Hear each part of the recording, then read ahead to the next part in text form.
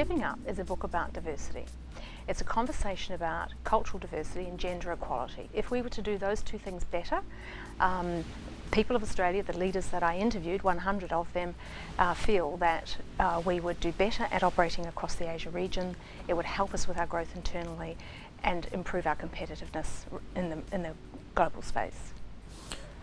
We talk a lot about this being the Asian century. What makes it the Asian century? Well, for probably 1700 years, other nations or other regions of the world had higher growth and faster growth and better economic performance. But since about the 1700s, Europe and America were leading the economies of the world. In the last couple of decades, we've seen a massive shift towards Asia and other emerging nations like Russia and Brazil and so forth. And so because Asia is going to be such a high growth area for the next 100 or so years, which is predicted by global economists and financial people, that's where the growth is going to be, which is why it makes it the Asian century. Why do we need to change in order to take advantage of that Asian century? Because one of the things that is holding us back is our island culture. And that means that we're very, very self-contained, we're independent, we're capable, we're successful, and we've had a wonderful 100 to 150 years of growth. What made us strong in the past could make us weak in the future. We need to build some cross-cultural capability. We need to look outside of our island, and we need to grow some strengths to operate in that vast region which is just north of us, which is Asia. How do we need to change? How in particular do our business leaders need to change?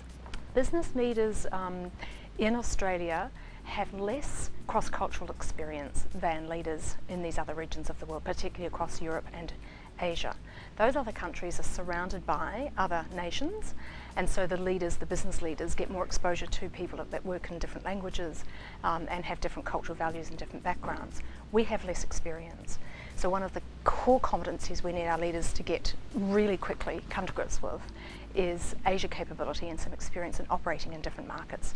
Are programs like the MBA program offered by the University of Sydney Business School a part of the process of creating the new kind of leaders that you're talking about? Oh, absolutely. Senior executive programs, postgraduate programs, a very important part of giving people experience in other nations, and a number of the MBA programs are taking people for experiences in different cities around the world. Those programs absolutely need to include Asian cities in the future, because we need for people to get more comfortable at working with people, building networks, having experiences of testing their languages, and I think that the MBA program is definitely going to be a very big part of gathering those skills in the future. And just finally, does Australia have the will, the energy, the drive, the commitment, the understanding it needs in order to make the kind of changes that you're talking about? Well, we do have this great big lucky country in the sunshine, and lots of beaches, and we've had 100 to 150 years of enormous prosperity and growth and profit and high GDP and so forth. That is slowing, and has slowed to the point that we are now saying, where is the growth going to come from, which is why we, hoping that we will be able to get closer to Asia and take advantage of their growth. So the question is, have we got the burning platform, and when are people going to be prepared to move out of their comfort zone, work harder, learn some Asian languages, build the capability? Many people say to me, Pamela, why should we bother? We've got the house and the beach house and the top jobs, and after several generations in Australia, they're feeling extremely comfortable. But when I think of them, when they put that answer to me, I think of Sparta. Used to be a major hub in ancient Greece, and now when you tour around the region, you just see the ruins. And beyond that are other major global cities.